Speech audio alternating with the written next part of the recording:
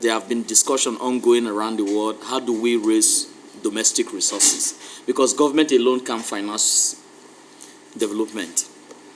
I think it's in this background that more thinking has come out, and our friend Aaron, with his friend from John Hopkins University, decided that Nigeria could be a pilot case of this new innovation. And when they contacted Aneej, if Aneej is able to host them, to exploit this opportunity for this philanthropication through privatization, is a new idea on how to raise funds for independent endowment process that could finance development. You know, government alone can't finance development. So how do we raise independent funds that will be sustainable?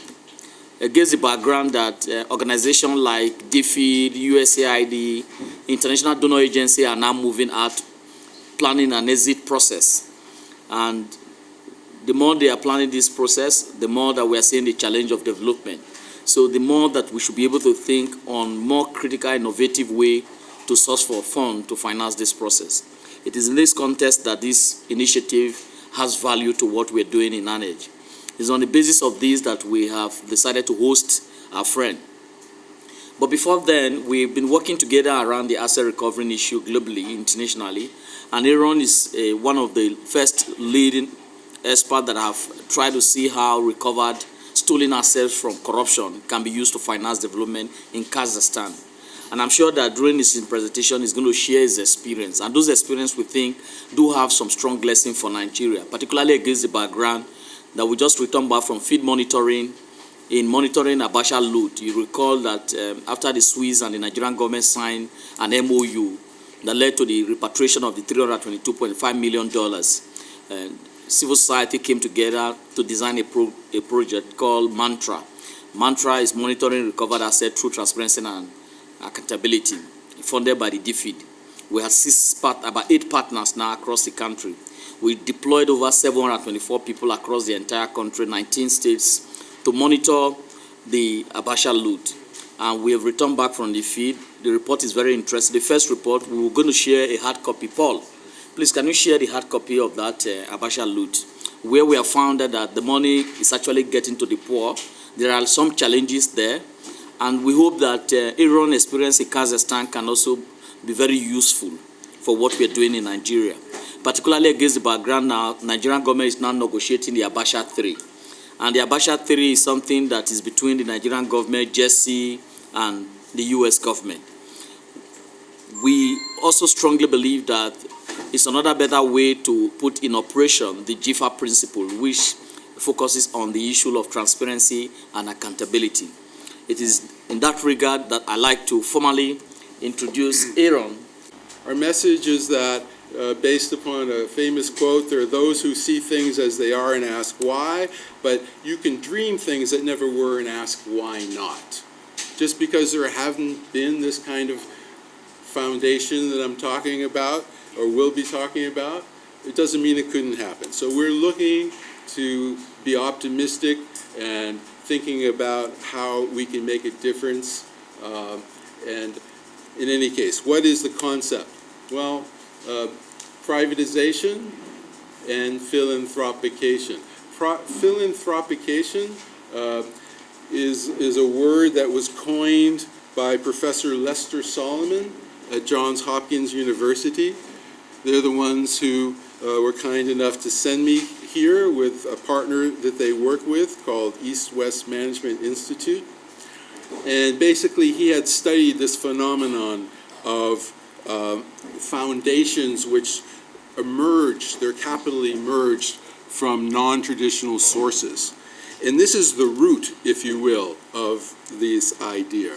What are the sources or non-traditional sources that could be tapped and turned into a foundation? It involves the transformation of a public or quasi-public asset into a charitable endowment under the meaningfully autonomous private control.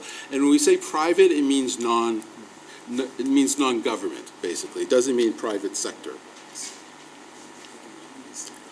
Yeah, there's room up here. Yes. If anybody want to try and come up here?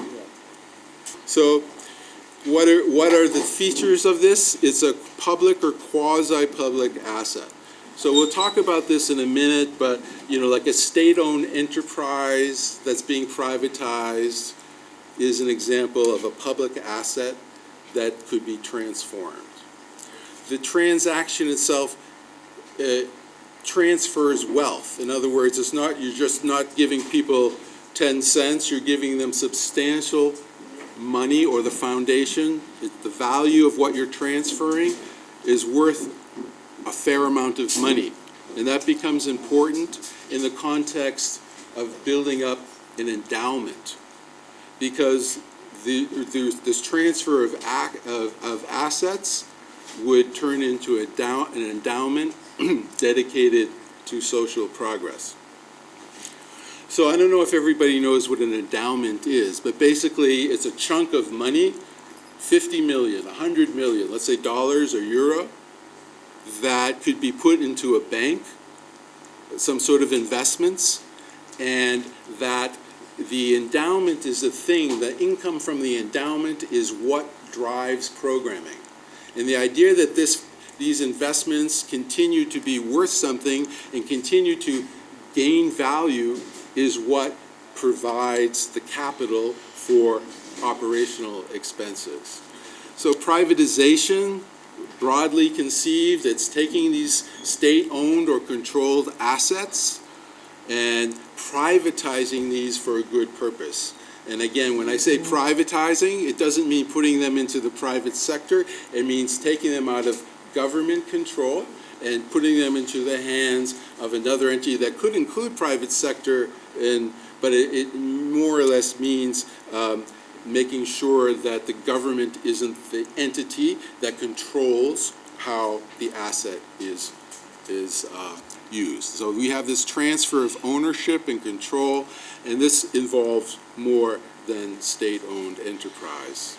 So with the background of this idea that Professor Solomon saw once he was making observations going around the world, he saw that some of the world's largest foundations were started, they got their capital through privatization deals and other non-traditional means. In other words, this phenomenon of philanthropication through privatization, this isn't something like this it's a new idea or a new concept, but he's putting a framework around things that have already happened, around foundations that have already been built. For example, in Italy, the biggest foundations that are worth billions of dollars or billions of euros originated from small community banks that were quasi-owned by the government.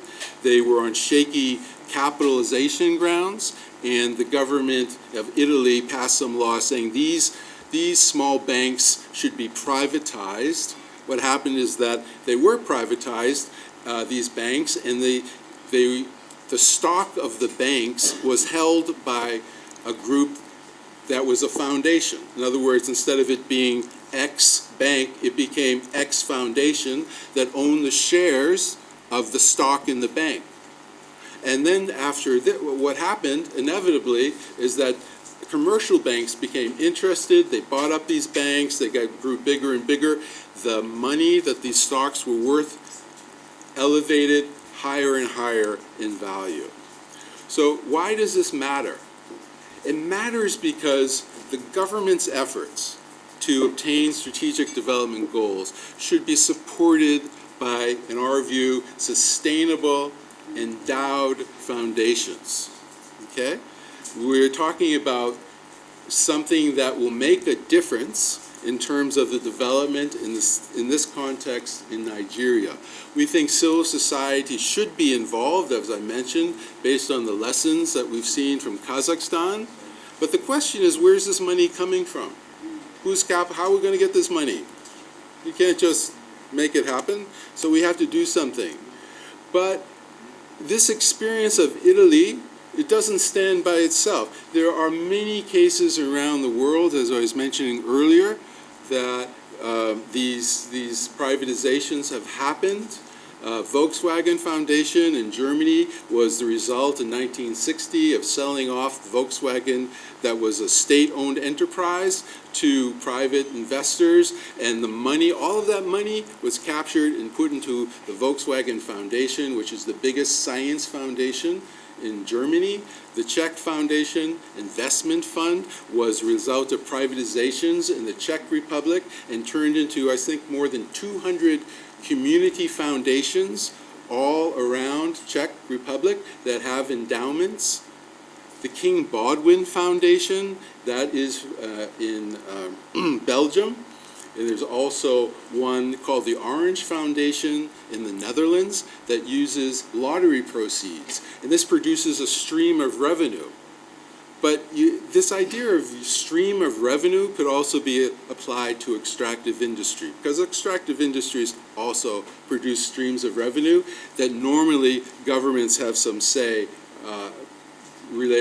by their production service sharing agreements or whatever, that a certain part of this revenue should be used for a certain purpose. So the Polish-German Cooperative Foundation was a result of a debt swap between the governments of Poland and Germany. The very big foundations in the United States came out of conversions of non-profit public, like insurance companies, and they were again privatized, and then some of the biggest health organizations or health foundations in the United States came out of this privatization process.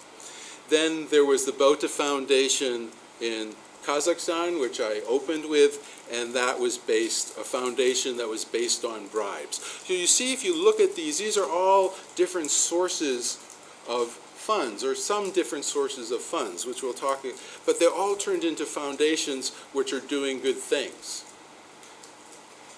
So or Professor Solomon has classified these assets into 6 categories. These assets that can be turned into foundations. One is privatization of state-owned enterprises. 2 is taking other state assets or controlled assets like ports or bridges or airports or highways that give streams of revenue, and using these streams of revenue. Sometimes you can take a national landmark or buildings or some things that's quite valuable. In Italy, they took one of the more famous opera houses. The government that controlled it said, okay, this opera house, all the ticket sales, all the rentals, that will go into a foundation. And that's what happened. Royalties from state-regulated businesses like lotteries, mining, self-frequency auctions, these all can contribute to endowing a foundation. Debt swaps, like I mentioned, happened between Poland and Germany that created that Poland-German, created this Polish foundation. This question of taking, like what happened in Italy, we have quasi-public entities and you turn them into, you privatize them. That happened in California as well with these health foundations. And then these penalty-based stolen or dormant assets.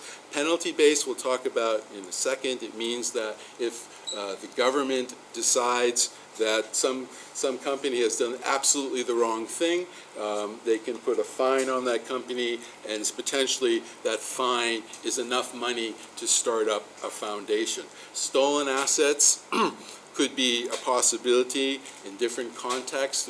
If we took the Abacha loot and turned that into a foundation, that's a possibility. Dormant assets are assets that usually are considered in banks or insurance accounts or stocks or bonds that have been abandoned for any reason. They could be buildings as well. Okay, so this slide, I don't know if we can move that over so you can see the left a little better. I'd like to see the left side.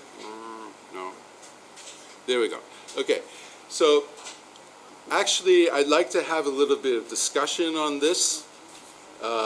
Right now I'm just going to go through this to plant some seeds in your head, but when we come back to it, I'd like to have some discussion and get your ideas, your feedback on what does Nigeria have that could be turned into a foundation. Oops, sorry about that, I don't know why. We can put our fingers on and say, hey, government of Nigeria, let's think about doing something with that money, like creating an endowment for a charitable foundation. State-owned property. Are there buildings, for example, that could be donated and they're very, very valuable, that could be used for foundations? Maybe it's forfeited buildings, right? We understand that there could be lots of buildings here that, for one reason or another, because they were used to launder money or whatever, they've been abandoned. Maybe these kinds of buildings could be sold off and the value could be used to start a foundation. Debt swaps, whether there's a possibility of working with the government of Nigeria as well as other sovereign governments or international institutions like World Bank, and say, wow, you don't have to, if we could work out a deal where you don't have to pay back the money in hard currency, but the money that you would have paid in hard currency can be paid locally in local currency to start a foundation. That's an example of a debt swap that can turn into a foundation. Quasi-government enterprises, again, I don't know if this makes any sense for Nigeria. Stolen assets, the Abacha loot, we were at the David and I were at the Ministry of Justice yesterday. They weren't very keen about this idea of taking stolen loot and turning it into foundations, but they did say something like, well, if you can recover assets for us, if you can help in this regard, we'll give you a whistleblower fee. That could be that's a big process. It takes a lot of thinking through, but basically the government is saying, you get back our money, we'll give you a small piece of it. Right? So that could be a possibility even in the context of stolen assets, or penalties for misdeeds, corporate misdeeds, right?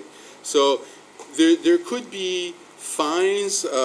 We know that the opportunity is there. Even a fraction of the assets in this so-called privatization could yield vast new assets for social progress.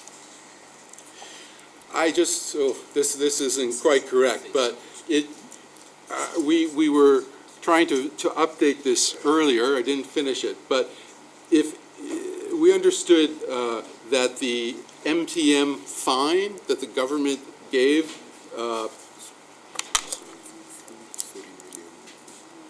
thank you very much. Right. So this fine was $330 million US dollars. Is that right? The value of the fine was $330 million US dollars. If you took 20% of that, that would be $60 million. If you had 20% of the current 322 million coming back, that's another $60 million that could be used for endowing a foundation. In penalties, again, I just mentioned this in relation to MTM, that you could have big penalties that could turn into a foundation that could be dedicated for social good. The guiding principles we have in all of this is that privatizations, again, broadly defined, should be fair and transparent. The foundations that are built as a result should be autonomous, transparent, without conflict of interest.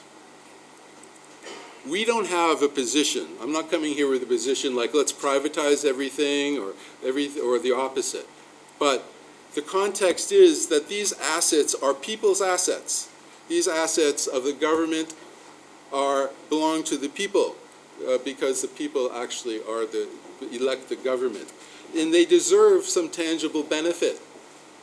And we can use a form of vesting or taking this money and investing in it in charitable endowments is good in that this problem can turn into a solution that lasts and is visible, right? If you have starting a foundation dedicated to improving one thing or another, and that foundation isn't going anywhere and it's doing good work, this will last for a long time.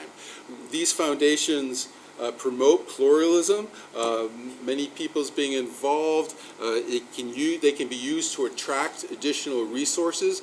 I know from running the BOTA Foundation that if you have some money, you can leverage other money, you can promote community involvement, and it would take a long view. We don't say, well, how do we solve the problem in the next 6 months? We're like, okay, we're going to be here for a while. What's the plan? What's the strategy? What's our objectives, and how are we going to reach them? These foundations can be very strategic as well as long-term and visible. I mentioned how they should operate. They should be independent. The missions should be proactive, not reactive. That's how I tried to explain what we did in Kazakhstan. We weren't just waiting for problems. We were saying, how do we solve problems? They should be transparent. They should be professionally run or have a level of professionalization which makes them unquestionably 100% accountable and transparent. And there should be someone who knows something about how to manage the assets, right? If you're giving an endowment of worth 50 million US or euro, how to make sure that that asset lasts and is well invested and gives you the returns that you need, okay? So when Professor Solomon was looking at how all these privatizations and so on, what did they have in common? You know, one of the things that he concluded was that this idea of philanthropication, that when it comes to privatization, it can do that when it's helpful or necessary. And I might add, if people understand the concept, right? If people understand that you can take these state-owned entities or assets and so on and doing something good with them, then that is a very important first step. And the next thing is that these processes can be malleable, meaning that if there is companies involved, extractive companies, or whether governments, state governments in Nigeria, maybe they have an interest in doing something a little bit differently. There isn't like a scientific formula that has to be followed. You can go in there and advocate and lobby and so on to make sure that the privatization actually benefits people. And what we are saying is that a good way to benefit people is through starting these foundations. Some conducive circumstances is that there's some transformation already underway. Meaning, for example, some loot is coming back. There's some idea to do something a little bit differently. There's state-owned enterprises that are on the pipeline to be privatized. These kinds of things. The assets have some special feature, meaning that they could be ones that maybe there's ownership issues with them, or maybe there's some corruption concerns related to them. Maybe we're talking about mining assets or something, or extractive assets, because when you're talking about these kinds of assets, they have lots of implications. And so part of it is thinking about what those implications are. That there's a facilitative legal structure for the creation of these foundations, right? So we learned yesterday at the Ministry of Justice when we said, what about taking some of this Abacha 3 loot and turning it into foundations? They said, no, the law does not allow for that. Okay? So the question is, what does the law allow for, right? So one of the things that as we go forward is we'll talk about is what the regulatory and legal framework is, let's say in Nigeria, that has to do with using this money in a different way. Maybe there's a need to diffuse opposition, and this particularly is in the case of extractives, where if communities don't think they're benefiting from the industry and maybe they're getting poorer instead of richer, these extractives, these foundations could be set up and are being set up. We know that Chevron just started their PIN foundation. They didn't do that because, oh, they're very good guys. They did that because they wanted a social license to operate. And that's the case with extractives in general. And presence of advocates and champions. And I'm so happy that all of you are in this room, and that hopefully we can count on you to be advocates and champions. Why do we think this is important? Because this is win-win solution. We think it could be a win-win for investors, for governments, for communities, and for civil society, along with all of the sustainability aspects and development impact it could possibly have. So what do we see as the next steps? First, we want to explore, we want to start a PTP, this philanthropication through privatization, exploratory committee.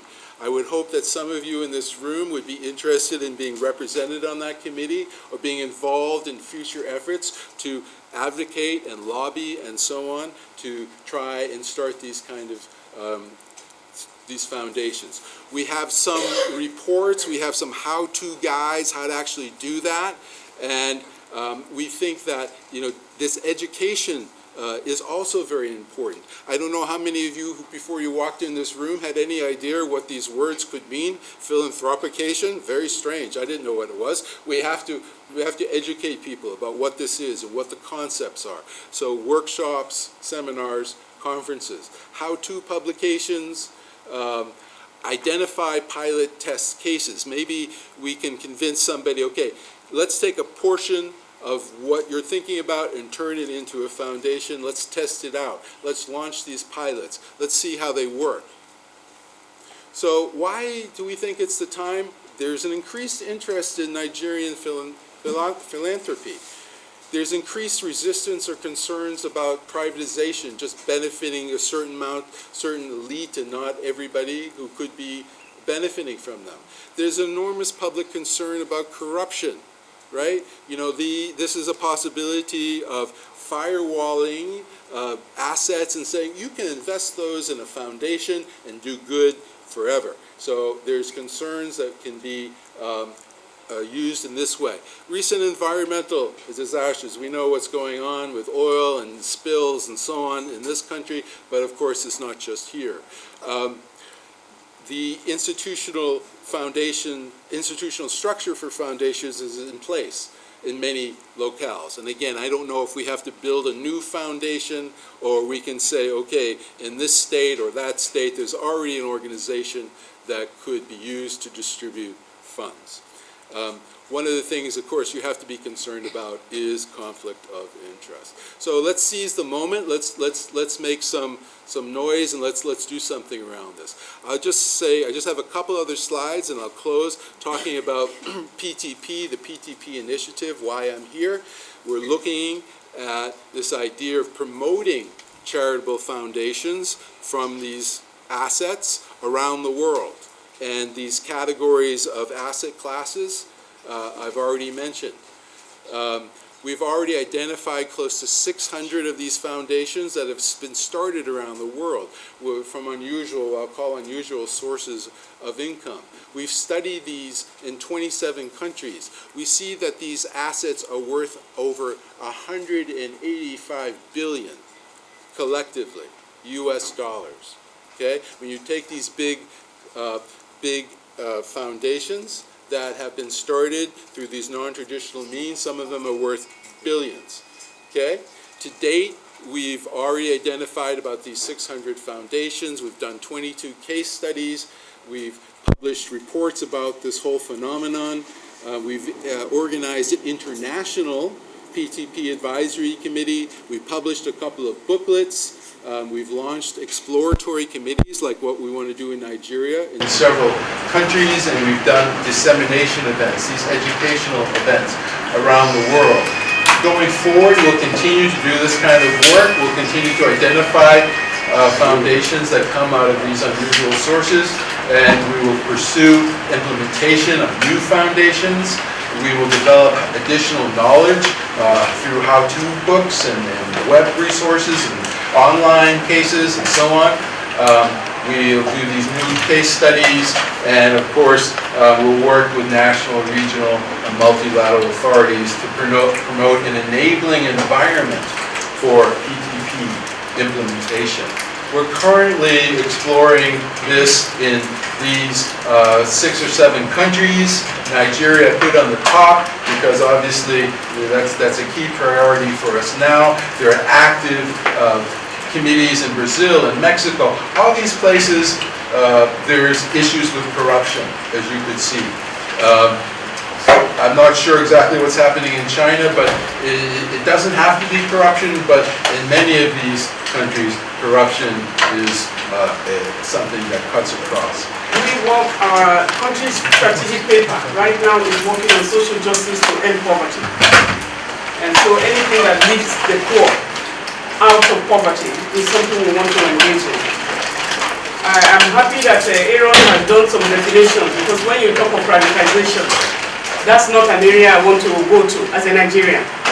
Because the kind of privatization we have had in Nigeria, you don't want to go there at all. Nothing has worked. Or really, people have not worked. Rather, we have succeeded in putting more money in the pockets of privates. And that is very disastrous. And making more people poor because we are paying for more services. We're paying more for services that we're not getting. And so I'm very cautious about privatization. And actually, it is very cautious. And I believe that Aneej is also very cautious. But I'm happy you did a definition. And I hope people will stay with that definition of this particular kind of privatization that you're talking about, or philanthropification to privatization, not the kind that we have seen in the past, because almost every asset of Nigeria was nearly privatized. And has it worked for Nigerians? And so these are some of the things that will contest. So we will take our time to understand the content and the context of what has been presented. I'm happy to, when we are talking of restitution, that has to do with reparation. And I'm happy that we're also talking about, the stolen money, not just the privatization of state-owned. We have been privatized. It's only our lives that have not been privatized.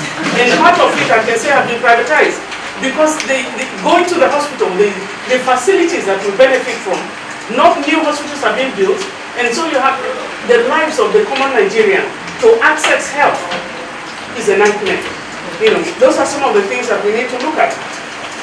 And so, the kind of experience that we are having from Kazakhstan, we are having experience sharing from another country here, which we are interested in learning, new learning. It's very good to see what has worked somewhere else. We know that a lot of Nigerian money is stolen. We know that a lot of Nigerian money is stranded somewhere. And if we are talking about finding those money, we're interested in knowing where that money is and how we can recover them. And I think it's an encouragement, given the face of the National Social Investment Program, which ActionAid and also Aneej and many other civil society are monitoring, is our interest to say something should be done for the very poor. And now our state or our country have admitted that more than 100 million are living below the poverty line. And so anything and everything should be done to pull the very poor. Nigeria is blessed with natural and human resources, massively, and we have no business being below the poverty line. We believe in it. The issue of corruption, which you mentioned, is something of interest to us. That every facet, even the privatization, if you go through the readings of how most of the assets were privatized, a lot of looting went on there. And so when we are mentioning the East again, for ActionAid Nigeria and also Aneej, we are working on massive mobilization against corruption across the country right now. So anything that will add more momentum to that aspect, that we have to take our country back. The looting is enough, and we need to take it back. Where we are being blessed, you see a lot of blessings for those who have even looted the country. They bless them with new appointments, which is very sad indeed. And so we will pay attention to that. And the conditional cash transfer. I want to say that, many years ago, as a governance team leader, in ActionAid, we were sent to Brazil to learn the Bolsa Familiar. That's the conditional cash transfer. And those were many years ago. And I tried to specify that we learned our lessons and we came back to Nigeria. We shared our, experience with the government, but many people were not interested. It was only the coming of President Muhammadu Buhari, that came in and instituted and had now gone on ahead to establish the National Social Investment Office, which is controlling the National Social Investment Program. And we are happy with it. We are seeing some, because of the issues of corruption again, is denying the poor. Because that activity, like the homegrown school feeding, was intended to jumpstart the local economy. Is that if you have schools in your area and cooks are cooking, they are buying from the farmers in the environment to jumpstart. But we are having some Nigerians that are trapping and conniving and also looting that aspect from those. Because when you have a cook who is really getting his or her money from that environment, many of them, most of the time they are women, if they are getting the right money and doing what they need to do, you will leave them from poverty and you will leave their families from poverty as well. And so the issue of corruption, we are looking at it very seriously. If we are talking, I think we should not be heavy on state-owned enterprise on trying to privatize. Of course, it will sell right now because of what has happened to privatization in Nigeria. And so we are excited about the prospect. We want to be able, you have said you will have workshops. We need to understand more about what this is all about, to get that understanding. But we have been talking about reparation. Reparation of the monies and the things that have been done to not only Nigeria, but Africa. And we hope that this could take us to some other level. But if it's privatization of more enterprise, we need to look at it very carefully. We will stand against it, but if there are things that we're looking at, the threat of philanthropication to privatization, if there is a threat there that we can, because we need to engage, whether we like it or not. The world is global, and we must engage. We are happy, we will make sure that we give more feedback to civil society organizations to see what we are doing, and we must be transparent and let everybody see what it is. I just want to thank you again. We're very happy again to have actually also been part of this groundbreaking initiative. Most of the organization are thinking towards social enterprise, because there's not just one bucket money there that you will be tapping from that will go forever. DFID and USAID, they are already planning their exit process. At a point in time, they are not going to fund you forever. Even the level of poverty is also emerging in the US, in Canada, and they are also trying to look inward, because you can see extremist politicians emerging from developing countries. So the traditional source of aid flow coming to developing countries is shrinking. And so we need to be innovative and be smart on how we can be raising funds that we can use to finance development. And that's where the whole debate around the domestic mobilization of resources comes in. And that is in the context where we view the PTP stuff. And I take note of the issue of privatization that Madam Ubi identified. And then identify the issue of concern about privatization. The world invoked some negative response from this part of the country. And this is something that we must also sit down to talk with Lista, because when you say privatization, the first resistance, like this morning I called Dr. T.V. Buzo, and I was just saying that we're coming. Immediately I mentioned the word privatization, his first initial response is that, please, let's move to the next story. so it's something we need to, the committee need to sit down, because like he said, it's context specific. Our language is very important. You can mean well in something, but the way your language is very important. So we need to talk about the language. So you need to take note of that.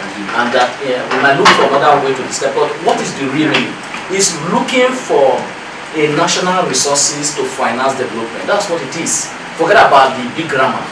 It's how do we look for resources within the country to finance that, because government resources is not enough. And apart from that, the shrinking space, because government monopolize revenue in the country, and because of the democratic deficit in government, the way they spend the money, we're looking for alternative source of funding. And so this alternative source of funding needs a kind of a democratic ownership, and that's where the future of the potential foundations were enumerated in his presentation. So how do we look and identify that? There are already philanthropic initiative in the country, like Dangote, for example, like MTA, for example. But when you look the profile of what they are funding, it's not, they don't go into areas that the traditional civil society is working on. Governance issue, asking government, holding government accountable. They don't. So how do we engage this set of people? so that they begin to also buy into this kind of idea. These are some of the debates that I think that the PTP Exploratory Committee will be looking into. And then we're also looking into the future of the country. How do we attract more resources? Those are the potential things that I think we can also be looking into. We will take responsibility for it to ensure that everybody that is here gets some of the resources that Aaron has shared, and then also make sure that the presentation is also shared with everybody through your email. If you have not written your email down, please do, and make it eligible so that we can send you some of this material. And then we're going to be planning for more meetings. The reason why we also brought the press, without the press raising awareness around this, nobody will know about it. We need to mobilize the public. The consciousness we actually want to sow there is to ensure that we should be beginning to think about sustainability of some of the good things that is happening in the country. So I would like to summarize this, that there are two things. Aaron has made a very broad presentation about what has happened in Kazakhstan using the BOTA Foundation. The lessons from there was very clear. The issue of disclosure of information is very fundamental. And the issue of oversight in the country context where the system is weak. In categorizing the Kazakhstan internal system is very weak. We are talking about the governance system. When the governance system is very weak, you need an oversight. And then the internal and external audit process need to be put in place. And the role of civil society is fundamental. And so, in BOTA Foundation provides that opening entry point for Kazakhstan. And it did work within that context. And what are the lessons for Nigeria? It is clear that in the case of Nigeria, our own national context is that we have a government that is very strong. We have a strong civil society in Nigeria. And that's why when the MOU was designed, that took that into consultation. For example, it was Nigeria in the first country that have ever allowed civil society to participate in such negotiation between two sovereign governments. And in the provision of that MOU, there was a provision for participation and transparency of civil society. And that's what has led to the Mantra project in Nigeria today. So those key lessons are very important that he has shared from BOTA. And then before he went for that, to present a little background of the PTP. The PTP initiative, like Aneej have identified, the issue of privatization is a very controversial thing in the Nigerian context, and particularly within the civil society movement in Nigeria. So we need to look for a word, because the key message that we took from this presentation zero on the issue of mobilizing domestic resources for development and endowing a foundation. The reason why you hear about Harvard, you hear of MIT, is an endowed fund that has made those universities to be very successful. Today, Nigerian universities are not able to carry out any research because they don't have the fund to do those kind of work. Government alone cannot fund it. Tier fund is another good thing that we have seen, that because of government allocating just 1%, is it tier fund? You can see what they are doing in the country. So this is what this endowment fund can do for the civil society. You can imagine if Dangote decided to fund some good governance work in Nigeria. It will be very useful. MTN, it will help complement what Ford Foundation, Usiwa are currently doing in the country. And the reason why we want the civil society to be deeply involved in this debate is that we need a new portfolio of funds. And the earlier we start thinking developing a new portfolio of funds, the better for the work we do in the country. Over time, we have not thought that this was possible. All we tried to do with this project was to say, let us just demonstrate that it is possible. And with the buy-in of other partners, I am sure we'll be able to demonstrate to the federal government that this is actually an initiative that it is possible, that things can actually change. So I will just call on all of you to continue to support. No one can do it alone. If we come together, we'll be able to achieve a lot of giant strides. So let's just do that and let posterity judge us as people who did their best for their generation and beyond. Thank you.